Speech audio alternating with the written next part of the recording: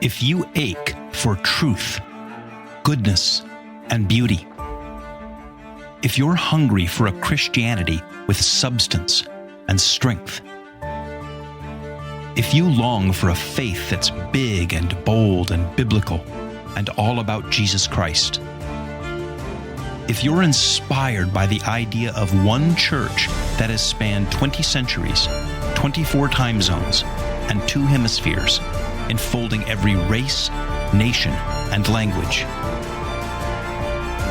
then you're considering Catholicism. Ed. Yeah. We are here. Yeah.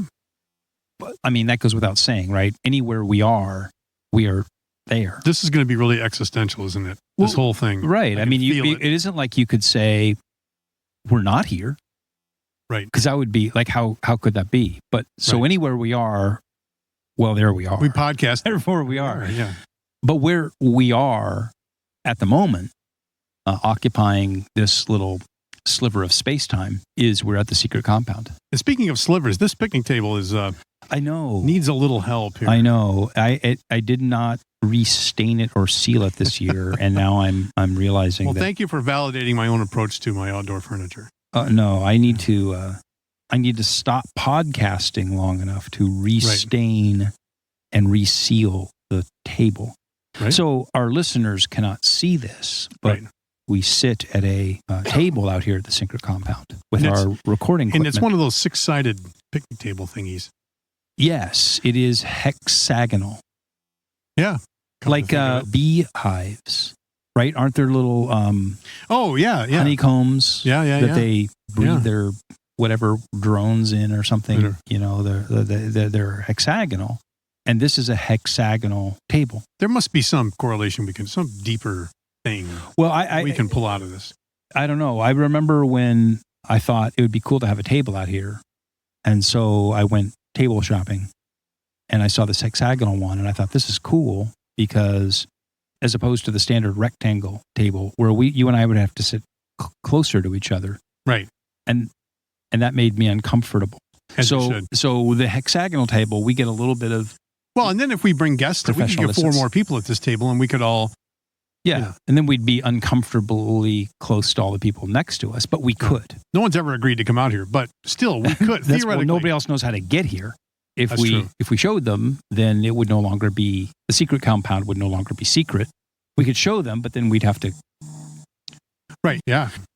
But in any case, here we are, and we're going to talk about Hollywood and how Hollywood shapes our perceptions of the world and our perceptions, in many cases, of reality, like Hollywood tropes, like secret compounds, right? And how, in particular, Hollywood has shaped our understandings of Christianity in general and Catholicism in particular. And for the purpose of this conversation and the next one, I'm using Hollywood with quotation marks. Right. Because by Hollywood, I don't just mean Hollywood, I mean mass media in general. And mass media really going back centuries, because before there was movies and television, there were dime novels. And even if you go back to Shakespeare's day in Elizabethan England, the plays of Shakespeare, and those kinds of like popular theater, that storytelling shaped their understanding of things. And so does, you and I were just talking before you turned the microphones on here about music and how popular music and lyrics. So Hollywood is just sort of a, scare quotes, about mass media and how mass media programs us. It not only gives us cliches and tropes and that, but really it forms neural pathways in us. Like we reflexively think and feel about certain things because we've been conditioned to think and feel. You read that way. You read. I love to read. You love to read. I love stories. I like mysteries and spy novels and all kinds of things. And you read all these novels, and all over the course of your life, you are conditioned to think that people sleep together and there's never any consequences, and it never messes up their relationship. The casual sex never destroys anything, and pretty soon after 10,000 characters, they all start to seem real to you, and you start thinking that way. Well, yeah, I mean, and we're going to explore a lot of different ones, but I mean, back to the neural pathways thing. You and I were talking about this a few minutes ago. There was a book I remember reading like 30 years ago, and the guy was talking about media culture, and this is really kind of before social media and all that, beginnings of the internet. But his example was television commercials. And he said, I don't know what the statistic was, but like by the time a kid gets to be 18 years old, that he's seen, I don't remember, he's seen 100,000 TV commercials. I don't know, maybe it's more than that, less, whatever. But he's seen some insane number of television commercials. And again, he's writing this before social media, before those things. But he said, but every TV commercial that of the hundreds of thousands that this child has seen has the same plot, same narrative structure. And that is the character has a problem. And the problem is solved within 30 seconds because the character buys the right product. Yeah. And the point that this author was making was when your brain has been shaped, your neural pathways have been shaped by that much repetition. Yeah. Then there's like neural pathways almost like a muscle memory, like the natural flow, the way you understand reality is every problem can be solved if I buy the right thing. Yeah. What I need is the right thing, and the right thing solves my problems. And so he said, and this is like 30 years ago, he said, you're creating a consumer culture that has been baked in. And so we're going to talk about the ways, that's just an example of how your neural pathways get grooved by this stuff. You're the musician guy. Let's start with popular music, because popular music, going back hundreds of years or whatever, right? Popular music maybe shapes our understanding of the world as much or more than anything. And I'm going to just go throw in one like obtuse academic reference in here. Okay. In Plato, not Pluto the dog, but in Plato, the Greek philosopher, his most famous book is called The Republic. And he talks about, and Aristotle talked about, how music is especially powerful because it bypasses the conscious or rational mind. Yeah. So when you hear music, and I suppose even with songs with lyrics or whatever, it isn't like you think deeply about it. It just goes, it shapes your feelings. You feel certain ways about it. And so Plato was super skeptical in the Republic. So in his ideal state, you would censor musicians and you would only expose people to the kinds of music that would produce in them the kinds of feelings that would, be beneficial to the community and to the whole. And I don't know whether at some point in the past there was, not censorship, but there was more of a sense of certain things are helpful to society, culturally helpful. But, when the whatever it is, the 1950s, 1960s came along and you had the rock music revolution. The whole point was it was a revolution. Rock and roll, the whole point of it was to overturn and overthrow the dominant culture. Exactly. And you have, 50, 60, 70 years of millions and millions and hundreds of millions or billions of hours of popular music that at a subconscious level, at the level of feelings and neural pathways and dopamine hits and all that kind of stuff, is meant to produce in us feelings of rebellion. Yeah. And in some ways, resentment and resistance to the dominant culture. You're being kept down. Well, or freedom is to overturn to, so anyway, you're the musician. You can talk about music all day long. You do that. Let's give some concrete examples, which I think if you're listening, it's just going to jar your own thoughts about this, which would help to sort of sink it in. Let's talk about Bob Seger, a guy I really respect. I'm a boomer. I can't change that. I grew up listening to the radio. So to all of you who I know from our analytics off Spotify, to all of you who are in your 20s, what is going to happen in the next few minutes is all of these bands are going to be from the 1970s, right? So long before you were born, but you can Google them. Well, and my kids who are now in their late 30s and early 40s. I listened to the music they were listening to, and I could give examples of those too.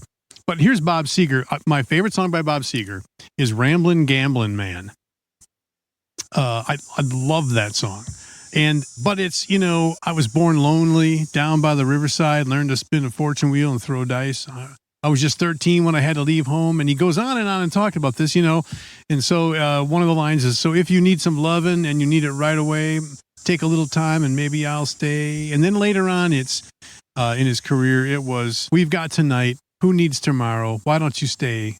There's on and on and on. The lonesome cowboy thing in rock and roll music where, hey, baby, I just got to keep moving on.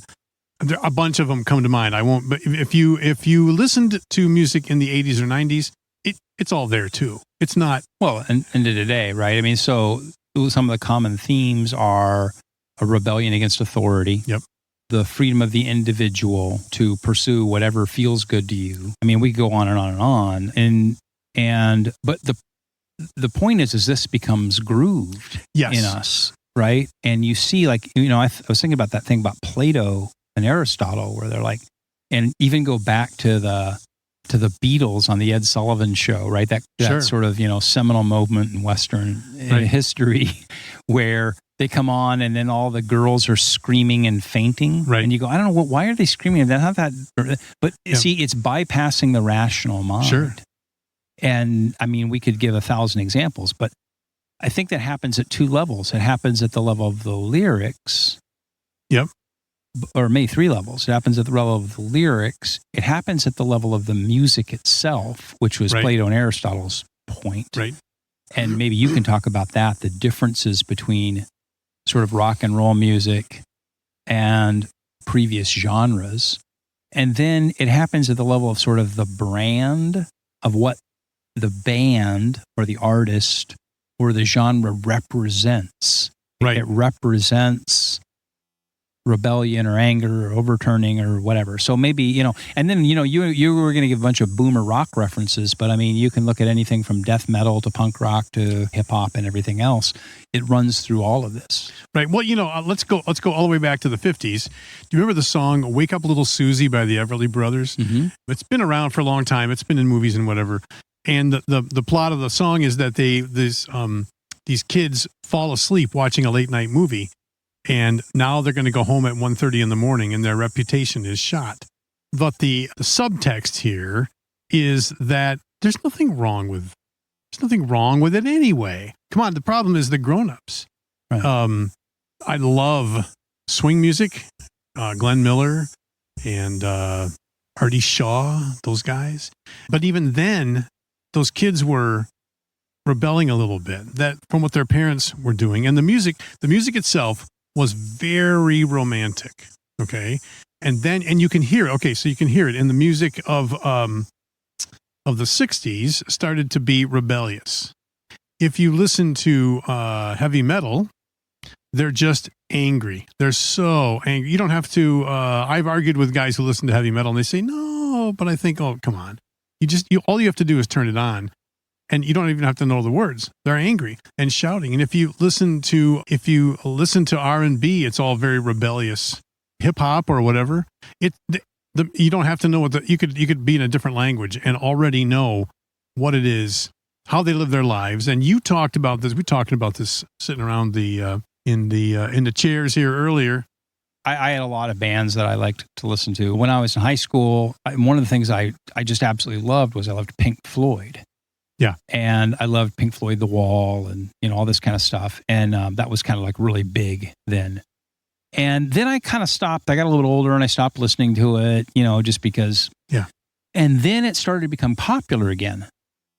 And kind of a funny story, but 2 funny stories about that was my daughter came home one day from school when she was like in high school and she goes, I found this band that's so cool. You probably wouldn't know about them. And I'm like, it's called Pink Floyd.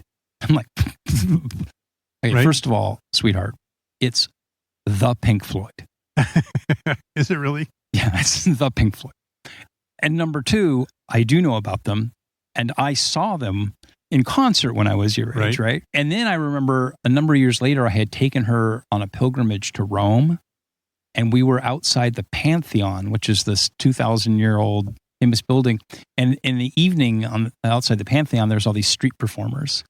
And there was this guy with a little electric guitar with a little plug-in amp, and he's out there playing Pink Floyd music. And then he had the glow sticks, and he was like twirling glow sticks while he played Pink Floyd music. And she's like, "This is the greatest thing ever." I'm like standing in front of the Pantheon in Rome listening to Pink Floyd.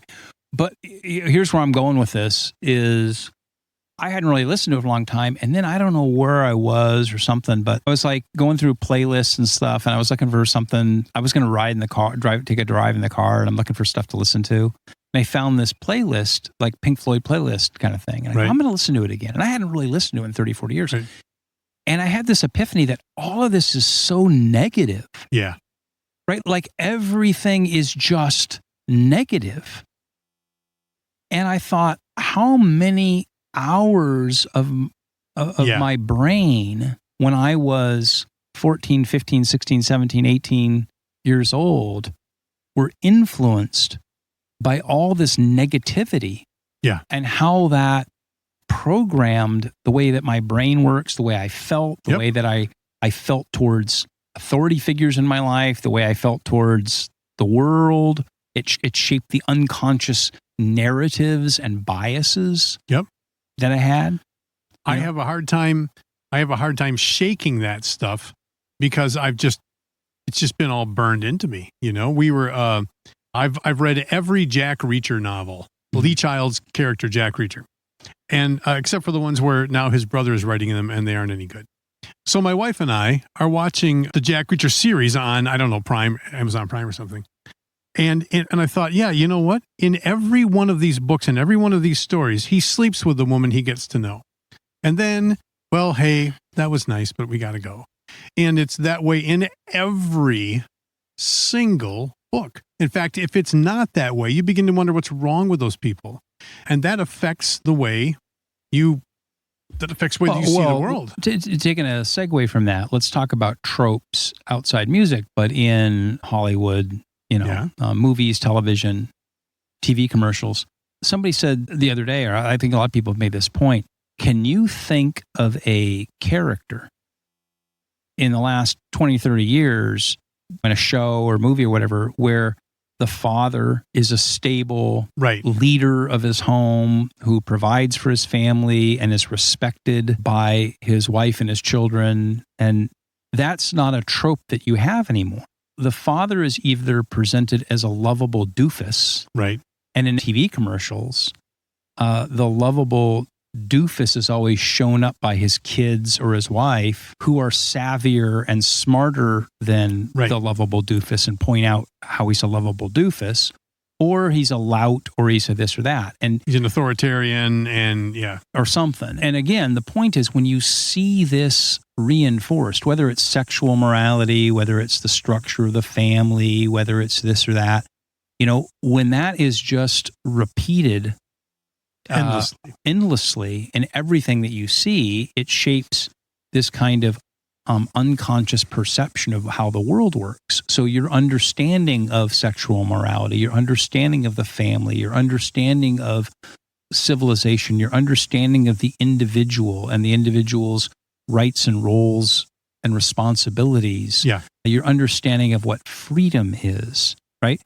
Freedom is a great example because our baseline understanding of freedom in our culture is that freedom is having no constraints, right? So having no responsibilities, having no consequences to your actions. And, again, we could think of 10,000 songs, movies, TV shows where that's the portrayal of freedom. Freedom is being an individual that is unconstrained by anything and has no consequences to their actions. But that's not really what freedom is. That's chaos. Yeah. Right? And every civilization prior to ours would have recognized that if individuals simply do whatever they want, whenever they want, without any respect for the community around them, for the consequences of their actions, for their inherent responsibilities in their relationships, that what you have is is what we have now, which is the complete dissolution of any kind of ordered society. And academics will talk about philosophers. I recorded the prologue to this, and I talk about, Jean-Jacques Rousseau, or I talk about this or that, or all these philosophers. But, you don't need philosophers when you have rock musicians and movies and television and popular stories and television commercials. You start to think, you consume that stuff, the books and the movies and the music, and you start to think that's the way it really is. Of course, like you said, it forges neuron pathways, and they get reinforced over and over and over and over and over until the father who stands up for things and all that in an actual, it's corny. Well, that's a corny movie. That was a corny movie. Nobody's actually like that. Right. And that goes to this interesting thing about, how many people you actually know. Malcolm Gladwell wrote about some of this, where he talks about how many people, I read that book, with the average number of relationships, like the average number of people that you actually know. And I don't know, I don't know what the number is. I can't remember. I think it was 250 or something. It was like 200, something like 200 people. You actually know or have acquaintances. If I gave you a yellow legal pad and a pen and said, write down the names of everybody that you know, you might come up with 3 or 4 pages. Right. It might be 200 people. And those aren't necessarily friends. They're just people you know. People you know. They're coworkers. They're the guy at the gas station who you happen to know his name. Right. It's your acquaintances, whatever. Maybe you might know 200 people. Of that, you might actually know well 30. Right. Or you actually know more about their lives other than their name and their face. Right. So what that's saying is that even in this advanced age, the range of actual knowledge that we have of people is no bigger than somebody living in a medieval village of 200 people. Like if you went back 1,000 years and said you live in a village with 200 people, today you only know 200 people. And the people who, like scientists who talk about this, say, because that's the capacity of the human. There's always exceptions, the guy who can know 1,000 people. But the average person is just only capable of knowing about 200 people. Right. So here's the thing. You don't really know any more people than the guy in the village 1,000 years ago. Right. You think you know a lot more about the world, but it's not from firsthand contact. So we're going to get into this next conversation when we talk about the Catholic Church and Catholicism, because you go, well, I think that Catholic bishops are all fat and greedy and whatever. And you go, how many Catholic bishops have you ever met? Well, none, of course, but I know that because why? Because you've read about it or seen it in movies or television. And the reality is when you extend that out, almost everything that you think you know about the world, you know because Hollywood gave it to you. And not even school, because they don't teach anybody in school anymore.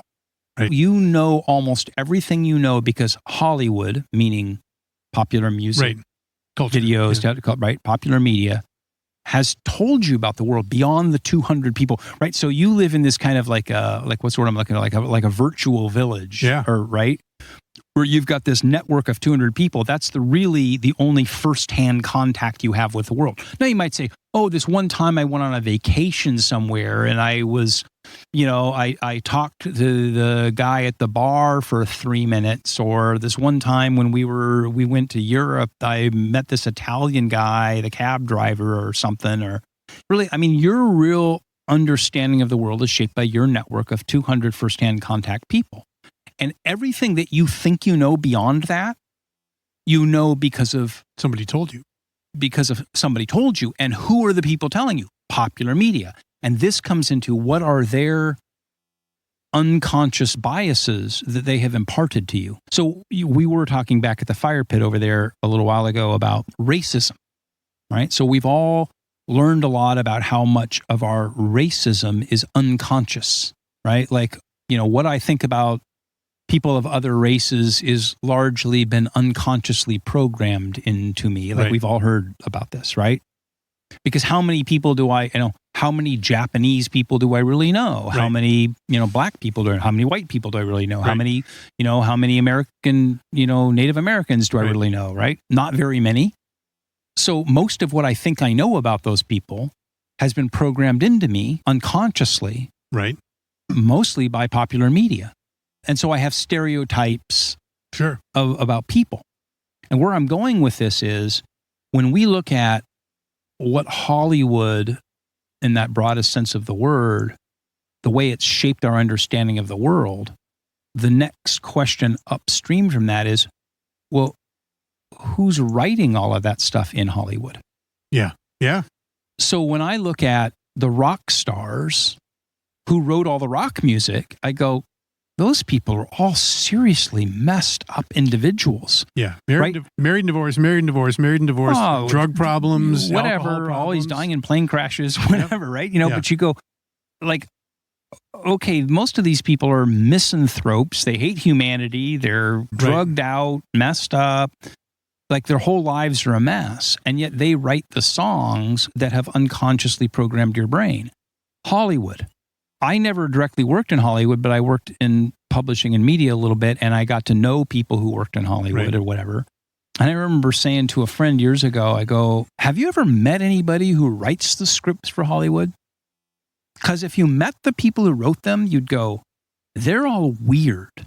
Like almost all of them personally are just weird people. Like they have weird family lives, they have weird personal lives, they have weird habits. They were like, you wouldn't invite these people to advise you on your retirement. You wouldn't advise your money. You wouldn't advise on how to build your house. You wouldn't advise them relationship questions on how to grow your tomatoes in your garden. Right. You wouldn't ask them to advise you anything because you go, that guy's super weird. He lives in a weird studio apartment in New York or Los Angeles, and he's got bizarre lifestyle and everything else. And he only knows 200 people, and all the 200 people he knows are the other people who work in his world. Exactly. And yet, when he writes a screenplay for a movie or TV show that purports to tell you about the world or history, whether he purports to tell you about people of other races or people of other times or people of other religions, you swallow it hook, line, and sinker. This is where we talk about the Gell-Mann Effect. Yes, we were talking about the Gell. So you explain the Gell-Mann Effect. It was Michael Crichton, the novelist, came up with this. I don't know why he calls it the Gell-Mann Effect. There's some reason Gell-Mann. Anyway, he says the way he described it was this. You're reading a newspaper and you read a story about something you know about, something you know a lot about, okay? And I've had a few brushes with the newspaper, and it is this way. So for instance, for you, if somebody wrote, there was a story in the newspaper about surf music or church music, you would go, I know an awful lot about this, and you'd read the story through that lens. Well, I was, in fact, when I worked for the big church, NBC did a 1-hour special about how big churches are dying out. And they went to my parents-in-law's church and took a video, and then you watch the video, and they were there in that church. And they showed a whole bunch of empty seats. And I asked my mother-in-law about it, and she said, that's where the choir sits. Those seats were empty because they were up in the choir loft. When they were done singing, they went and sat down. Well, here's what Crichton says. You read the story in the newspaper, and you think they've got it all wrong. They've got it all. It's just backwards. They don't know what they're talking about. They don't know facts. They don't know cause and effect. They don't understand any context. They just completely bollock the subject. Right. And you know that they bollock the subject because you know firsthand about it. And you know firsthand that wet sidewalks don't cause it to rain. Right. And then you turn the page and you read another story about something else and you believe the whole thing. Right. It's about a different subject, and you go, well, they must know what they're talking about. Must know what they're talking about. And he goes, it's really strange, right? You're right. Crichton said the Gell-Mann Effect, because he said, they've been exposed. You realize the emperor has no clothes. Right. You realize that the people who write the newspapers, and nobody writes newspapers anymore, but the people who write the media, the news, are wrong about the things that you know about. And what you don't realize is they're wrong about almost everything. Yeah. But so bringing that back to the Hollywood thing, and again, Hollywood, whether it's movies or books or TV shows or, whatever, the thing is the people who write this stuff, they don't have any special insight into the world, into history, into cultures, into races, into people, into subject matters. And yet, by endless repetition, we subconsciously incorporate all of that and have these unconscious biases or perceptions about the world. And, like, again, we talk about that with respect to racism, but it extends to everything else. We think we know about Christianity, or we know religions, or we know churches, or we know time periods of history, or we think we know this or we know that. And the thing is that we really don't know very much because, again, we only know 200 people. Right.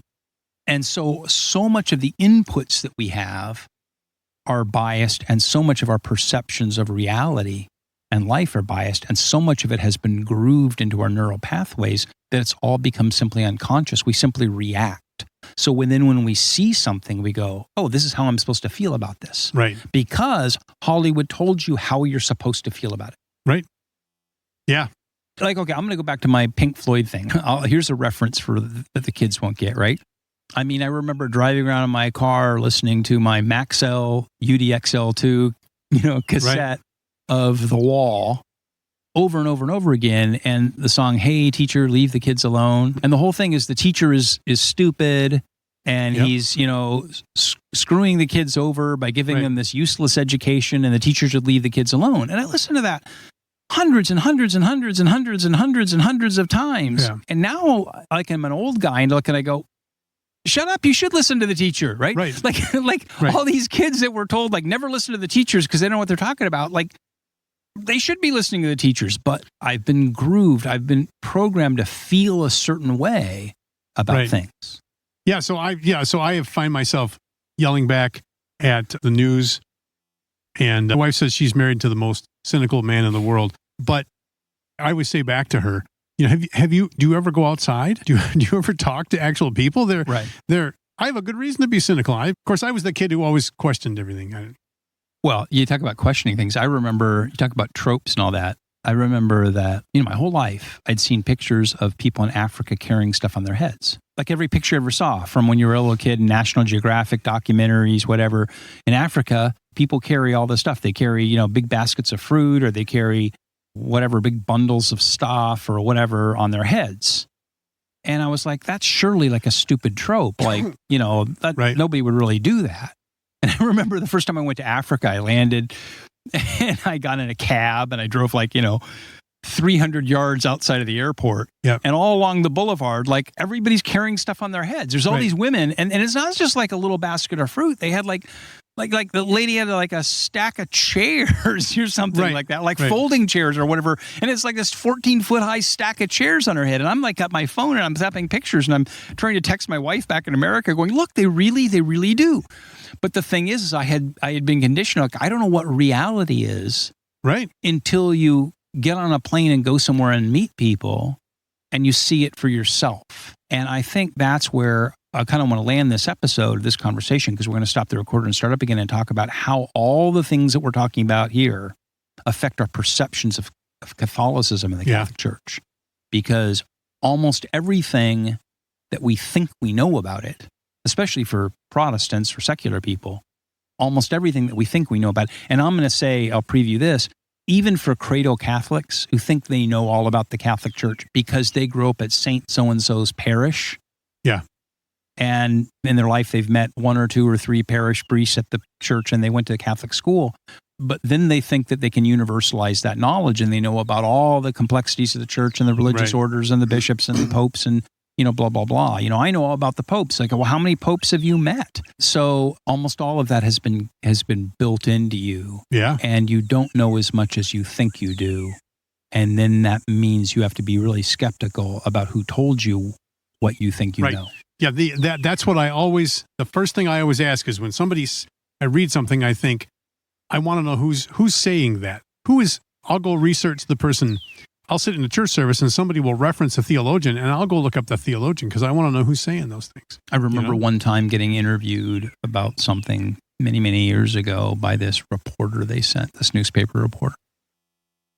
And this was singly like the weirdest guy I'd ever met in my life. Right. Like, I've met like the homeless panhandler on the street was less weird than this guy. And he's writing the newspaper article, to your point about the Gell-Mann Effect. Right. Or Gell-Mann Effect. He's writing the newspaper article that people are going to read about the thing that he interviewed me about, and that's the perception they're going to get. And anyway. I was interviewed once by a reporter from our local rag, the local paper, and using technology at church, whatever. And we had a nice conversation about it. He asked good questions. He said, "Can I get a quote from you to use for this article? Because, I'm going to lean heavily on our conversation here." And I said, "Sure." I said, "Just give me a second." And I came up with a quote about whatever he wanted to do. And he didn't write it down. And I thought, why? And when I read the article, I thought, did he make one up for you? Well, when I read the article, I thought, well, I think he got my intent right, but that's not a quote. So one more question before we go. Yeah. Is it actually the Pink Floyd or is it Pink Floyd? Because here's what I think is that what I don't want to be is the old guy who says, I was down at the Walmart or down at the Target. I went to where we're going to eat today. Let's go to the McDonald's. That's a dead giveaway that you've crossed an age. Well, line. now in the age that we live in now, we have the benefit of AI telling us everything that we think we know. Oh, so you're going to grok this? I'm going to grok this right now, and I'm going to do it here live on the air. If it goes too long, I'll. Is the name of the band officially Pink Floyd or the Pink Floyd? The band's official name is Pink Floyd. Early on, they were sometimes called the Pink Floyd, especially in their 1960s psychedelic days. But by the late 1960s, they settled on Pink Floyd, and that's what they've used ever since.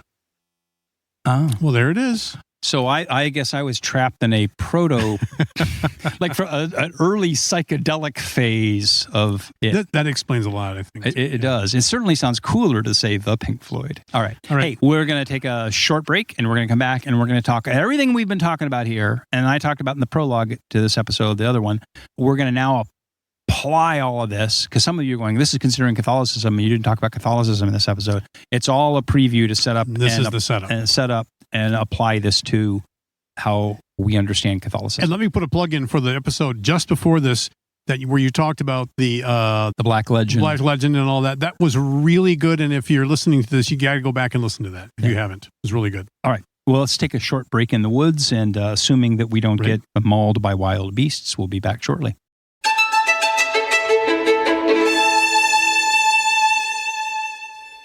Thanks for listening. We'll be back with another episode soon. But before you go, can I quickly ask you to do 5 things? First, please rate the podcast on whatever platform you listen on.